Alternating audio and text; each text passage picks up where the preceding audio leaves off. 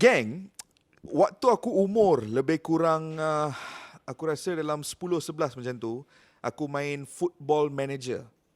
Time tu football manager 2004-2005 macam tu aku menang Champions League dengan Manchester United. Dan star player aku dalam pasukan tersebut adalah individu yang sedang duduk di sebelah aku pada ketika ini, iaitu Djemba. Eric, thank you so much for taking the time to have this chat with Bola Itu Live.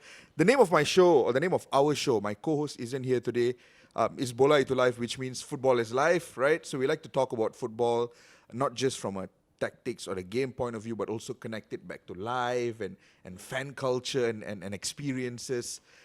So I was just telling them how I used to grow up playing Football Manager, and you used to be my star player in the Man United team. So today what we're going to do is I'm going to give you a list of personalities and the definitions, and you will think of the first person that comes to your head when I mention these personalities. Yeah. So can we straight away just get right into it? Yeah. Okay, the first personality is the leader. Someone who is charismatic and decisive, and they take charge in various situations. Marc-Vivien Foé. Wow, that's a legend. Yeah. Tell us more about it. Marc-Vivien Foé, he was a great person. He was a quiet person. And he was a big leader. He was a big leader. You don't need to talk too much before the game or after the game. Just look you and you know what you need to do on the pitch. He was a great man. He was talking to everybody sometime. He was a very protector when he was a young player. And I remember the time that he was, for me, one of the best leader I have played with. He must have left such a big impression on you. What do you have any stories about how he really helped you through a difficult time, or how he guided you as a football player? Yeah, I remember I was playing in Nantes in Ligue 1 in France, and we need to play, Africa Cup in 2002. And I was there. I was in the squad, and he said to me, "Eric, come." He bring me, to the restaurant. We start to speak, and he said to me, "Eric, at the moment we have a big and great player in the national team. Back in the time, Samuel Eto'o, Jeremy, Lauren Etamemaye, Wemelen, Patrick Mboma. It was a big time and a big team in Africa at the moment." And he said to me, "Eric, you are a great player. You have a talent, but your time will come. Just be calm. I know you are playing in the start 11 in your team in Nantes, but national team, we are playing for our country. So even if they give you 1 minute, that means you give your contribution for all the country for that 1 minute. So just have time and you will play here." And after that, 2003, 1 year later, I was in the team starting 11 with him on the pitch. And he was always look at me in the pitch like this and say to me, "Eric, I told you that." That is amazing. That is an incredible leader there. Phenomenal story. I mean, I don't doubt it. He's definitely a leader. Yeah. Just listening to that one story alone, absolutely incredible. So Marc-Vivien Foé for the leader. Yeah. The next character, Eric, is the rebel. Yeah. Someone who is non-conformist. They're always challenging, the norms, and they're always looking to break the rules.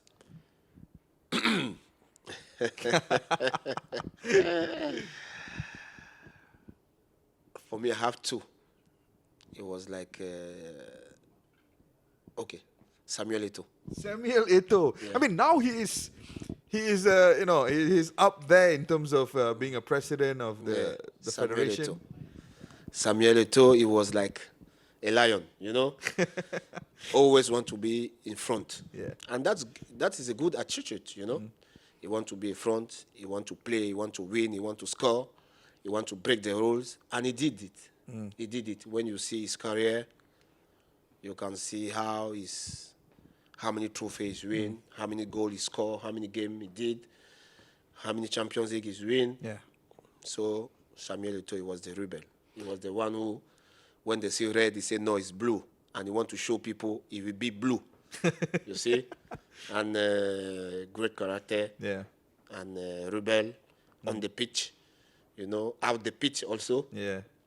But he's a great person. You need to know him. Yeah. That's it. It's incredible because you know how sometimes they say that world-class strikers need to have a bit of that arrogance in them. Only then they will thrive, right? That's true. That's true. The only one striker I know with non-arrogance, it was Van Nistelrooy. It was Ruud Van Nistelrooy. He was arrogance. quiet, not arrogance. But if you give him 1 minute space, he score. Yeah. For me, it's only the one with non-arrogance, Ruud Van Nistelrooy. But he have the incredible. character, Yeah. but non-arrogance. Non-arrogance. Yeah, Ruud Van Nistelrooy. So Ruud van Nistelrooy without arrogance, but the rebel is Samuel Eto'o. Samuel Eto'o. Samuel Eto'o. Yeah. The next personality trait is the intellectual. Someone who's very curious, analytical, very focused, and is very driven by a hunger for knowledge. Michael Sylvestre. And he's here, by the way, right? He's here. He's here in Kuala Lumpur. Michael, tell us more about Sylvester. Michael Sylvestre is, when I just signed in Manu in 2003, Michael Sylvestre, he was one who take me under his shoulder. He was a French. He's a French. And he was talking to me every time. He was bringing me from my hotel to the training. When I was staying in the hotel in the beginning, he was invite me to a house, with my family. When my family came to Manu, to Manchester, he was invite me there. I know his family, I know his kid. I saw his kid grown up. And Michael Sylvestre is an intellectual man. He always talk to me. He always say to me, Eric, this, you know that, this. And you can see he's a quiet man. He think every time. And when you say that to me, I just think about him directly. Instantly. Yeah, instantly. Would you say that Michael is one of the closest friends you've ever had in football? I can say it's one who I have a big respect on him. Is the one, I have a big respect of Michael Sylvestre because he always gives me advice. He always laughing with me, joking with me, and he always there when I took my phone. I try to text him or speak to him. He always texts me back. He have a time for everybody. He's a great man. Intellectual. That's Intellectual, amazing. yeah. Michael Sylvestre is the intellectual. Yeah. The next characteristic is the perfectionist. Someone who is very detail-oriented and they have high standards for themselves and also everyone else around them. I didn't play with him, but now I'm playing with him. Sometimes when we get some events, some legend games, is Jimmy Berbatov. Oh, yes. Dimitar Berbatov. We have heard stories of how much of a perfectionist he is. Yeah. Berbatov is, I didn't play with him back in the time when I was in Manchester. He was not there, and I left before him. And after that, I watched him play. After that, I saw him, with when he came with us to play the Gen game, or when we travel together to play. I can see how his perfectionist is in the training. When we warm up, you can see he have a detail, and when he's played, you can see everything he want to do. He want to be perfect. So he had an incredible first touch. Yeah. Tell us about his first touch. It's unbelievable. I don't know. For me, me, I know.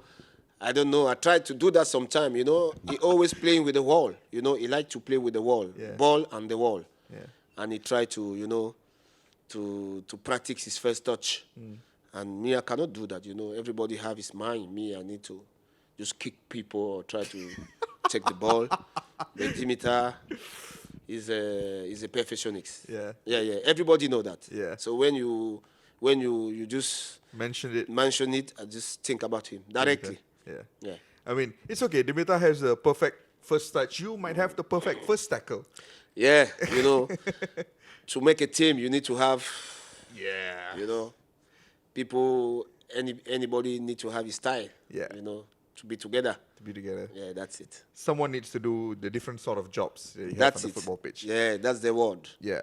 The next character is the loyal friend. Someone who is very dependable and supportive, and they always prioritize relationships. La, la, la, la, la, la, la, la.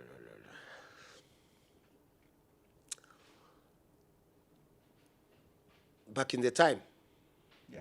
or until now, or back in the time. It could be anyone. Back in the time, it was Cristiano Ronaldo. He was a loyal friend. Yeah. That's interesting. Tell us more about that. I think Cristiano signed 3 days after me. When I signed, and my first day I came, it was in Portugal.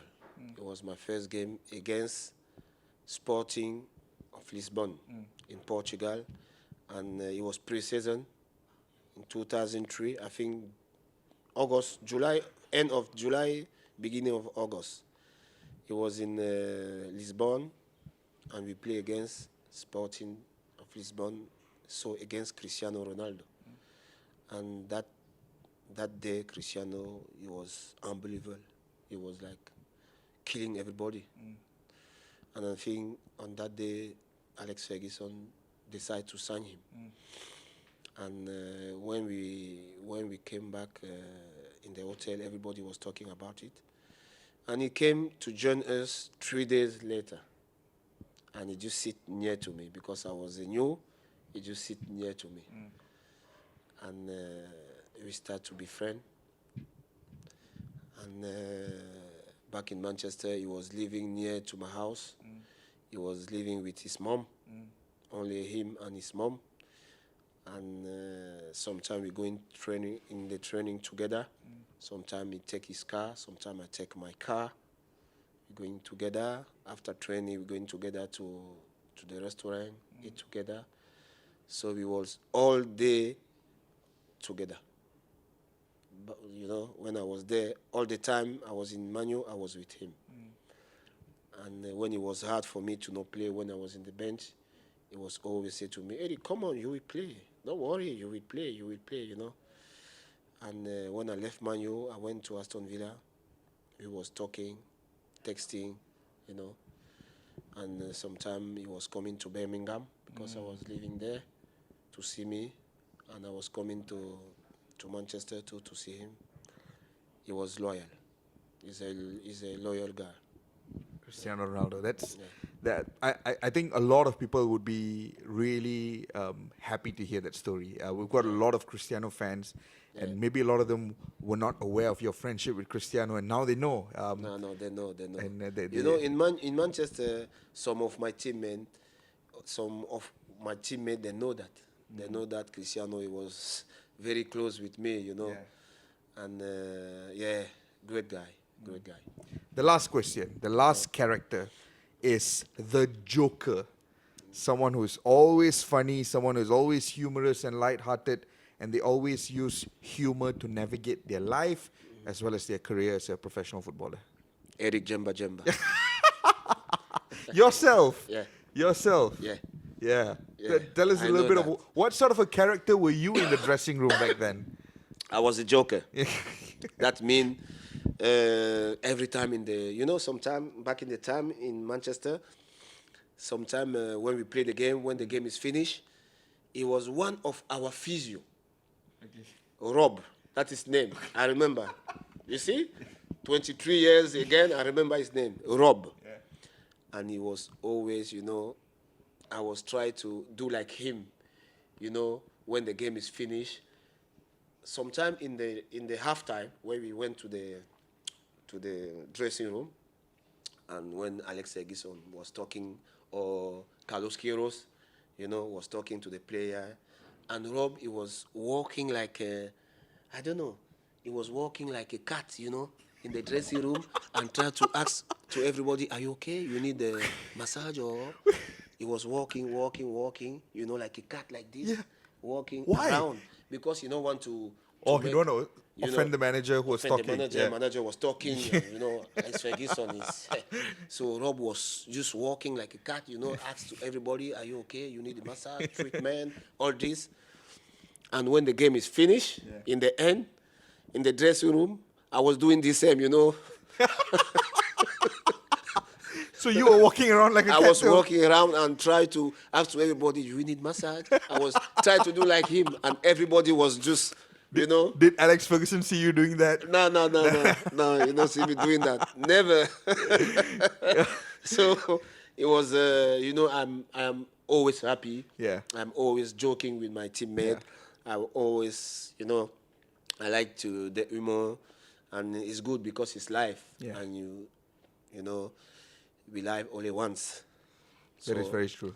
So the Joker is Eric Djemba. Eric Djemba. I mean, I honestly, Eric, props to you because, and I always say this to some of the footballers that we have the privilege of meeting or interviewing. I always say that football is such a high pressure sport, high pressure environment that every time you come across someone who can joke, who can show humorous side of themselves, it is always a blessing because you need characters like that. So I'm pretty sure your teammates were very grateful for you being the joker within the dressing room as well. Reduce the tension and the pressure within the game. Thank you so much, Eric. Thank you for taking the time to speak with us here on Bola Itu Live. We wish you all the best, and hopefully you enjoy the Battle of the Reds, and most importantly, enjoy the Bukit Jalil National Stadium. I know you've played for some pretty big clubs in your career, including clubs in Indonesia as well. Yeah. But the Bukit Jalil Stadium is a really special place. So I really hope you enjoy that game. Okay, I will do my best to enjoy. I'm sure I will enjoy because I like to enjoy, and I hope I will win tomorrow against Liverpool. It's a fight, it's a fight. It's a fight, like back in the time, it's a fight. So I hope we will win, and I hope I will come back here in Malaysia to, to see my friend. It's near to me. Yeah. Bola Itu Live. Bola Itu Live. Let's Selamat go. Patang.